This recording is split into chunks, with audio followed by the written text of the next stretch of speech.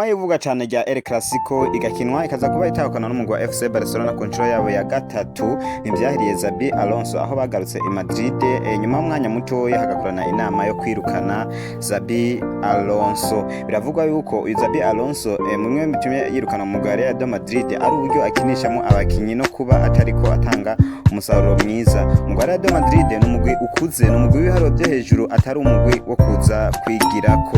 Nubwo biruko Xabi Alonso yavuye muri Bayern Leverkusen ashoboye kumara sezo yose atarukina na rumwe atakaje. Ndetse yumva ari kimwe mu byari byatumye bagirira ikizere uyu mutoza Xabi Alonso.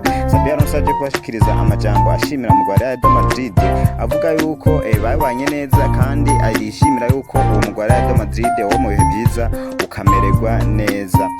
Real de Madrid rero kugeza ukaba ibarizwamo umutoza mushasha ariwe bita Lo Albeola. Reka tumwifurize rero ikaze mu Real de Madrid, twizere yuko ivyananiye Xabi Alonso azobitanga.